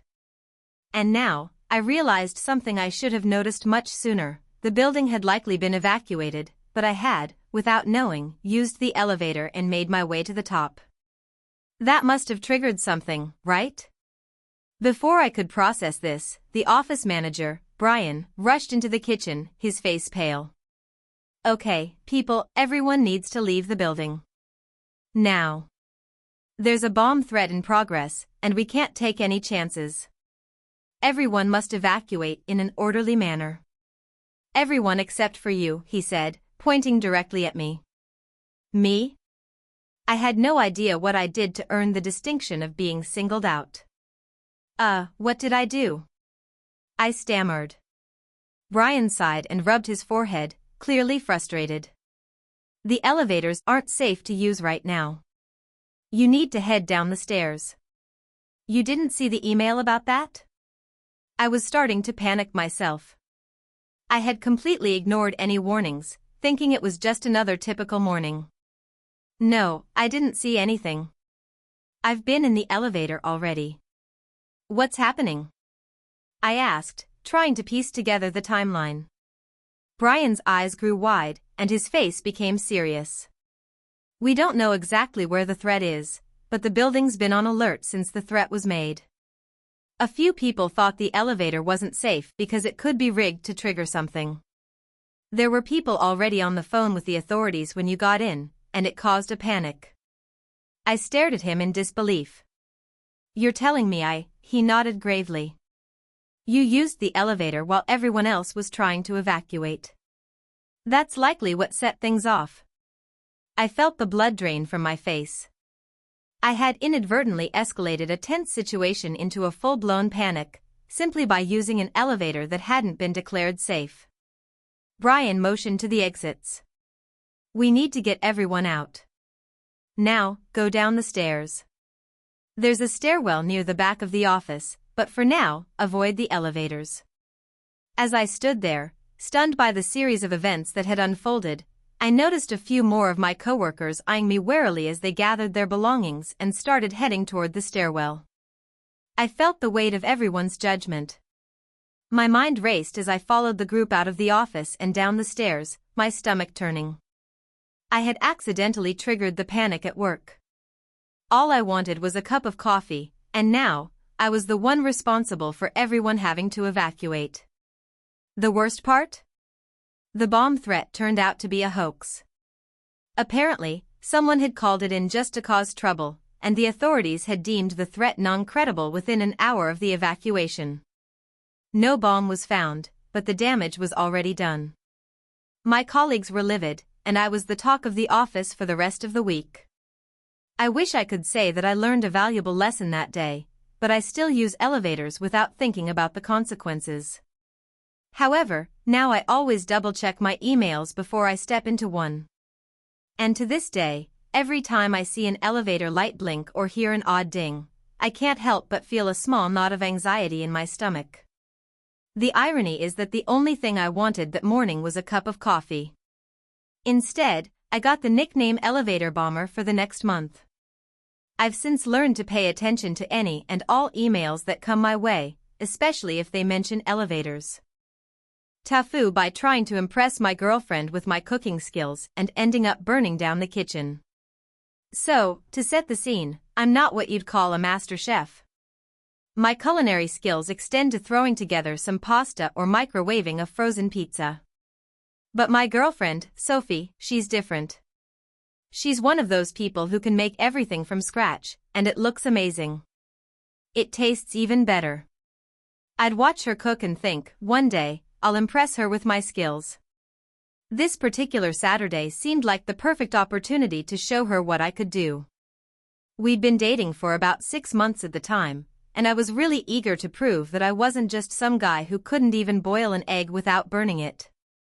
Sophie had to go to a yoga class, and I thought, this is it. This is my time to shine. I told her I was going to cook dinner, and she seemed a little hesitant but smiled and said, I'm sure you'll do great. Just don't burn the place down, okay? Those words. They'll haunt me forever. So, I started looking up recipes. I needed something simple but impressive, nothing too basic like spaghetti. I didn't want to give her the impression I wasn't trying. I decided on a chicken parmesan. It seemed easy enough, but also fancy enough to make her think I knew what I was doing. I spent the next hour gathering all the ingredients and setting everything up. Now, here's the first thing I should have learned. I have zero experience with raw chicken. I mean, sure, I've handled a few chicken breasts in my life, but they were always already cooked or frozen. I had no idea what I was doing when it came to breading, seasoning, or, God forbid, handling the oil. I figured I'd watched enough cooking shows to wing it. I found a recipe online that claimed to be foolproof. It was one of those YouTube ones where the person looks like they've been cooking since birth and make everything seem effortless. There were a lot of steps, but I read through it all. Bread the chicken. Heat oil. Cook until golden brown, the recipe instructed. Simple enough, right? So I started by breading the chicken. Of course, because I was using flour, eggs, and breadcrumbs, it got messy. Very messy. My hands were caked in egg and breadcrumbs, and I'm fairly certain I had some flour on my face. But I wasn't about to stop, this was my big moment. I got all the chicken breasts breaded, placed them on a plate, and moved to the next step, frying them. Now, I'd never fried chicken before. I had no idea what temperature the oil should be at. Should I use a thermometer? Who knows? I just poured a bunch of vegetable oil into a pan and cranked up the heat. I figured it would heat up quickly. Spoiler alert, it didn't. And even when it did, I didn't test it to see if it was actually hot enough. I just tossed the chicken in and hoped for the best. Now, here's where things went south. You see, I didn't realize that frying chicken could get a little out of hand if you don't pay attention. I left the chicken in the pan for way too long, the oil was way too hot, and suddenly, I heard a sizzling sound that seemed way too intense. I looked over to see the oil was bubbling and popping like crazy. I panicked. I tried to flip the chicken, but it was stuck. The breading was starting to blacken. I grabbed a spatula and tried to flip the chicken, but I was moving it too aggressively. The oil splashed up, and some of it hit the counter, burning the surface. I quickly grabbed a paper towel to try to stop the splattering. This only made things worse. The oil splashed everywhere, and I was starting to smell something weird, a burnt smell, like my kitchen was being taken over by smoke. In my panic, I completely forgot about the heat. The pan was now smoking, and there was a real sense of danger in the air. The kitchen was filled with the distinct, horrific smell of burnt oil and chicken. I realized, almost too late, that the chicken was now charred beyond recognition. It was practically inedible. But I thought, it's fine. I'll just scrape off the burnt parts and put it in the oven to bake the rest of the way. Big mistake. I put the pan in the oven, turned it to 350 degrees Fahrenheit, and set the timer. I was feeling like I might be able to salvage this disaster. But when I went to check on it 15 minutes later, I saw that something was very wrong. The oven was smoking. The kitchen was filled with smoke. In my attempt to make everything look perfect, I had completely forgotten to open a window or turn on the vent hood. The kitchen was now like a smoke-filled war zone. I grabbed the chicken from the oven and immediately started fanning the air to clear it out, but it was no use. The entire place was covered in smoke. The smell of burnt chicken, oil, and whatever else I had ruined was filling every corner of the room. Sophie was still at yoga, and I knew I needed to act fast. I ran to the sink and tried to wash off the burned chicken as if somehow that would make it edible again. It didn't. At this point, I was in full-blown panic mode. I opened all the windows and turned on every fan I could find. But the smoke was so thick I couldn't see anything. My kitchen was like a fog of war. I grabbed the fire extinguisher out of the closet and started to head towards the stove, but I wasn't sure where the fire was, and frankly, I was just trying not to die at this point. I realized there was no fire, but the damage was done. I had burned my kitchen to the ground, well, figuratively, at least. My chicken parmesan was charred to a crisp, the kitchen was covered in smoke, and it smelled like something had died in there. By the time Sophie came home, the smoke had cleared, but the damage was evident. She opened the door, looked at the sad, burnt remains of what was once supposed to be a romantic dinner, and just stared at me. What happened? I stood there, defeated, covered in oil, flour, and sweat, holding up a charred chicken breast like a sad trophy. I tried to cook for you. She didn't know whether to laugh or cry. I honestly couldn't blame her. So, long story short, I ended up ordering takeout, and Sophie made me promise that from now on, if I wanted to impress her with food, I should stick to something safer, like ordering pizza. She was a good sport about it, but I don't think I'll be cooking again anytime soon. And that, folks, is how I tried to impress my girlfriend with my cooking skills and nearly burned down the kitchen in the process. I'm never cooking again. Never. TIFU. By accidentally inviting my ex to my wedding. I've always considered myself a fairly organized person. I like to have everything planned out well in advance, and I don't mind putting in the effort to make sure that things run smoothly. So, when my fiancé and I started planning our wedding, I took on the task of managing the guest list. We had a small, intimate gathering planned for about 60 people, close friends and family only, no random acquaintances or distant cousins. Simple, but elegant. One person who was definitely not supposed to be on the guest list was my ex, Karen. Our breakup a couple of years ago had been amicable but awkward, and we'd kept our distance ever since. Karen and I had been together for almost 5 years, and while it wasn't a messy breakup, it was still painful. She moved to a different city shortly after we ended things, and we only exchanged the occasional message on social media, mostly about random life updates or mutual friends. So, when I started planning the wedding, I made sure to block her on every platform to avoid any potential drama. I should mention that Karen and I shared a lot of mutual friends. These were people I'd met through her, and they'd stayed in contact with both of us even after the breakup. I wasn't close with any of them anymore, but they were all invited to the wedding because they were still friends with my fiancée, Emily. Emily had no issue with this, but I knew that inviting Karen would just be uncomfortable, to say the least. Now, let's fast forward a few weeks to when I was deep in the weeds of organizing the guest list. We were doing everything digitally. RSVPs were handled through an app that tracked everyone's responses and meal choices. Because I'm a glutton for punishment, I decided to take on the task of entering all the RSVPs myself. It was going fine at first, a lot of yes and a couple of no's from people who couldn't make it, and a few maybe yes from the ones who were still trying to figure things out. But here's where it gets weird. One morning, as I was going through my emails, I got a notification from the wedding app. Karen has RSVP'd yes to your wedding. My heart sank. The first thing I thought was, how the hell did she even find out about this? I mean, I hadn't invited her, so how could she know?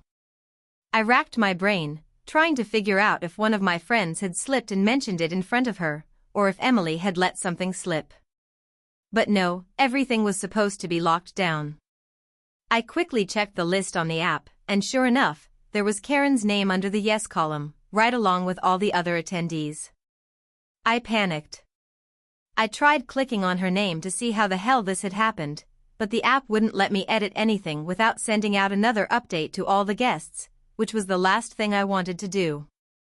I immediately texted Emily to explain what was going on, hoping she'd have some insight. Emily responded almost immediately. "Are you sure it's not a mistake?" she asked. "Maybe someone else with a similar name RSVP'd and the app just glitched or something?" I didn't think that was it. I knew Karen's full name was unique enough to not be confused with someone else's. But I didn't want to worry Emily unnecessarily, so I just told her I'd handle it. I then decided to send a direct message to Karen on Facebook. It was the only way I could think of to clear this up quickly. I typed something along the lines of, "Hey, I saw you RSVP'd to my wedding. Just to clarify, I didn't send you an invitation, and I'm not sure how you got that link. Can you let me know what's going on?" It felt awkward, and I didn't love the idea of reaching out to her, but I needed to get to the bottom of this. A few minutes later, Karen responded. "I got the link through your cousin Jenny. She's the one who sent me the invite. I'm really excited for you guys, by the way. I can't wait to see you walk down the aisle." My stomach dropped.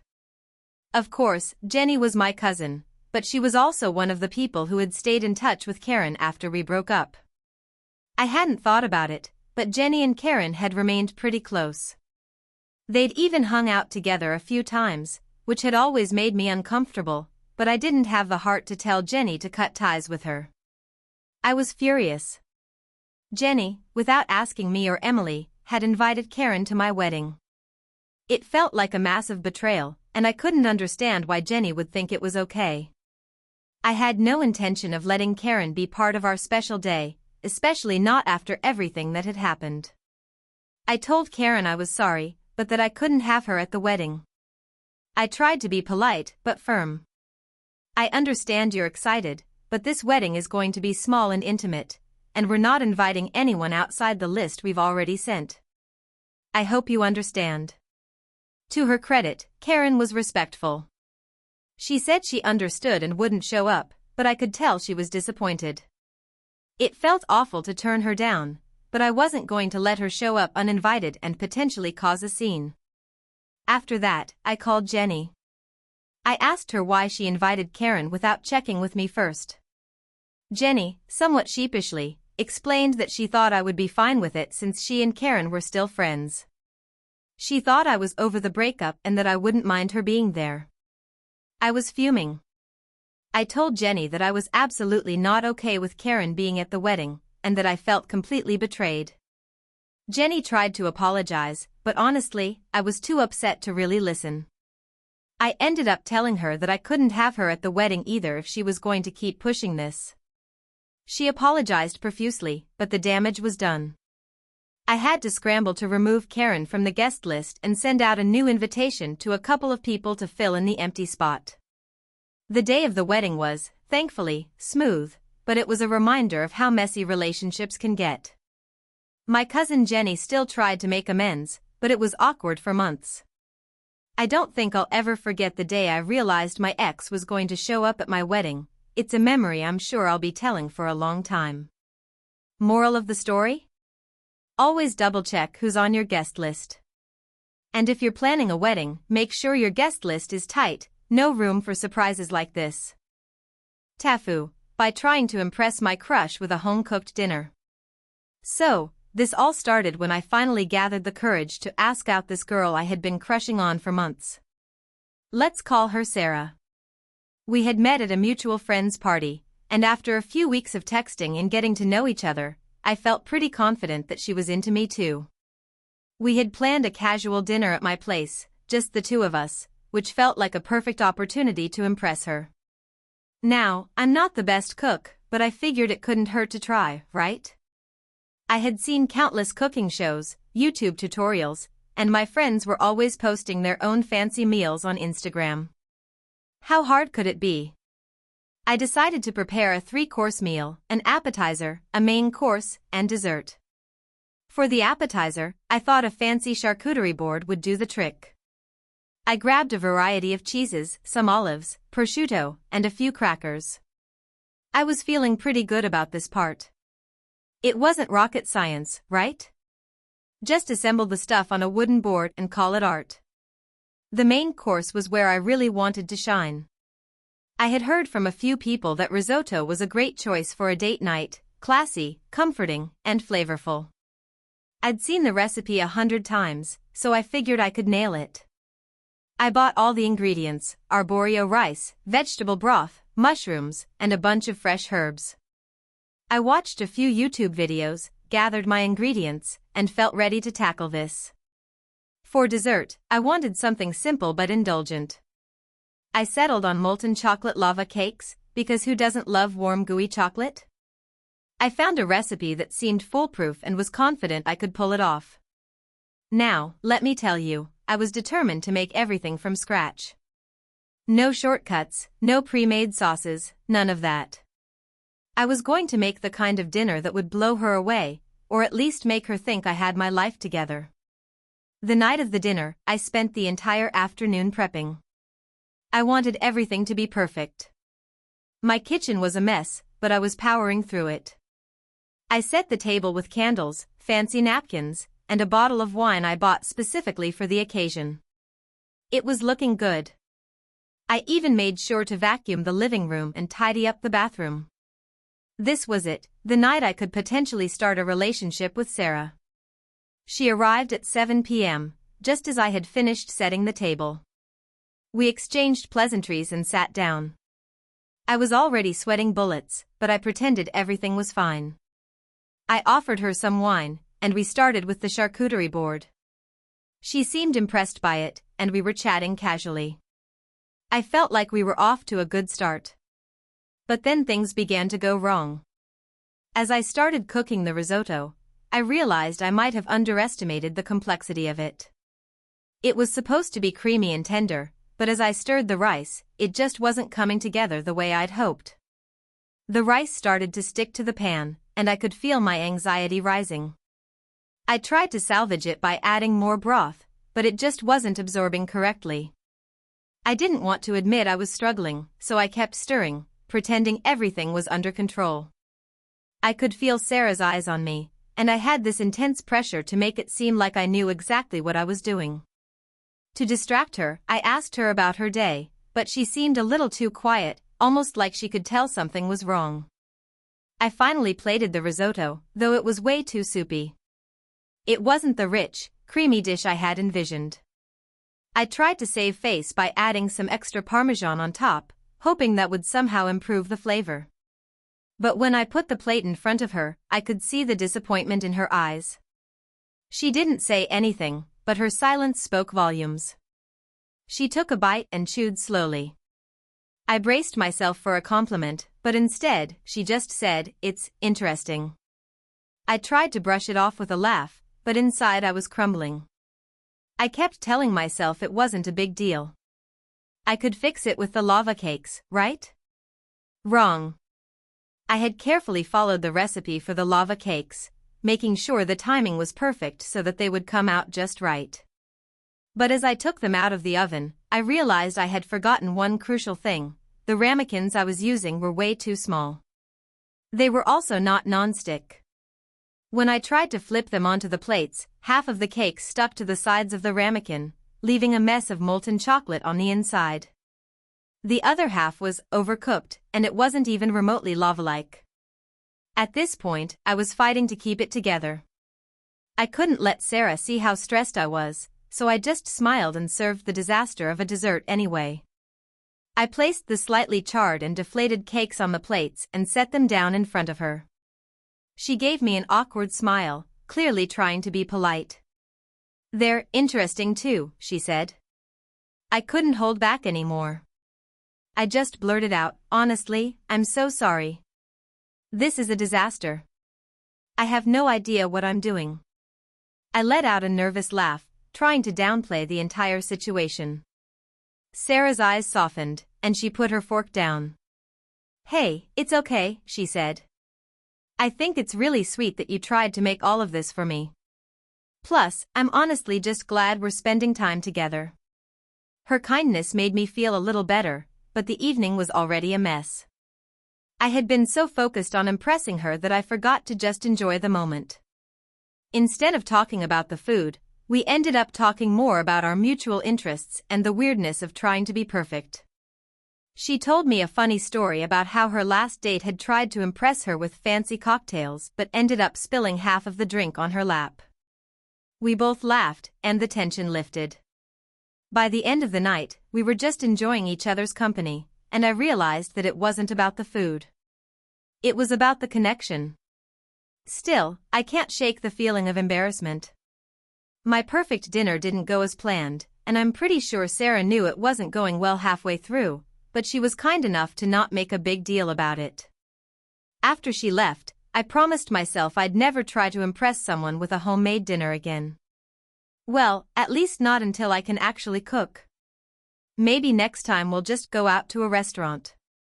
So, yeah, TIFU by trying to impress my crush with a home-cooked dinner and completely failing at it.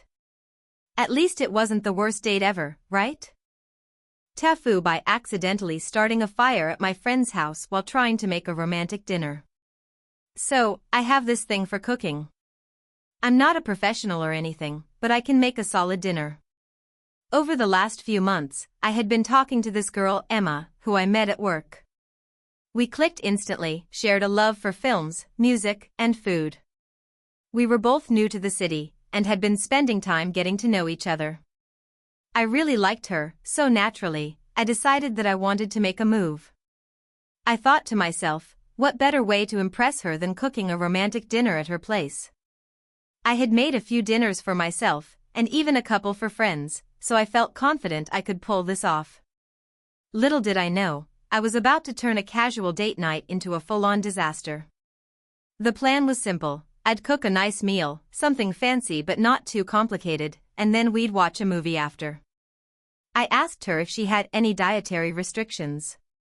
She told me she didn't, but she mentioned she liked Mediterranean food, specifically Greek cuisine. I thought, okay, I can do that. How hard can it be? I spent the entire day prepping the ingredients: chicken, tzatziki, pita, and a side of roasted veggies. I even made a homemade hummus, which I was pretty proud of. The meal was going to be amazing. I had all the ingredients in place, the oven preheated, and I was feeling like a top chef. I sent Emma a message letting her know that I'd be at her place in about an hour, and that I was excited to cook for her. When I got to Emma's place, she greeted me with a hug and a smile. She had set the table, lit a few candles, and poured a glass of wine for both of us. Everything was looking perfect. I was feeling good. I was in the zone. This was going to be a night to remember. I started cooking, and as the aroma of roasted chicken filled the air, I could see Emma's face light up. We chatted about random things, our favorite movies, travel experiences, and even some embarrassing stories. I was getting more comfortable, and we were both having a good time. I was so focused on making sure the food was perfect that I didn't notice the time. It was already getting late, and I had been cooking for over an hour. At this point, I realized I hadn't checked on the oven in a while. I walked over to it, opened the door, and immediately saw a puff of smoke escape. My heart sank. The chicken was blackened. Not just a little charred, not even a crisped up edge. No, this chicken was absolutely incinerated. It was black, hard, and totally inedible. I quickly shut the oven door to stop the smoke from spreading. Everything okay? Emma called out from the living room, clearly hearing the panic in my voice.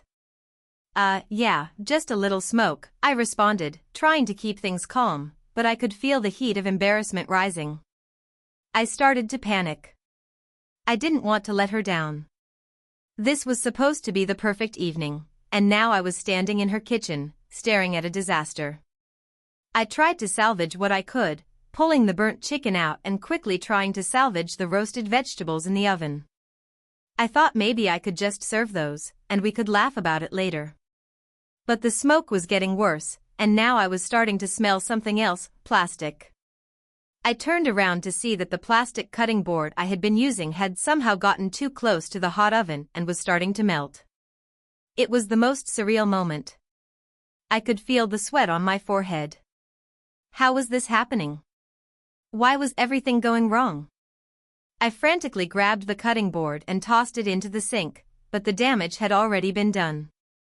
There was a noticeable burn mark on the countertop, and the kitchen was now filling with smoke. Emma appeared at the door, looking confused. "What's going on?" she asked, and I could tell she was trying to keep things light, but I could see the concern in her eyes. I think I might have overcooked the chicken," I said weakly. I didn't want to tell her about the plastic board. I didn't even know how to explain that. That's okay, it happens, she said, but I could tell she was now seeing the smoke and the mess in the kitchen. She walked over to the window and opened it, trying to air things out. I stood there, feeling like a failure. My confidence was completely shattered. It was supposed to be a romantic evening, and now it looked like I had just set her kitchen on fire.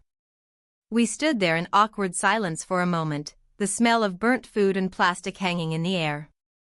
I took a deep breath, trying to collect myself. Okay, this is a disaster, I said, forcing a laugh. But I promise you, I'm better than this. I can make us a new dinner, or we can order takeout, or, before I could finish, Emma burst out laughing.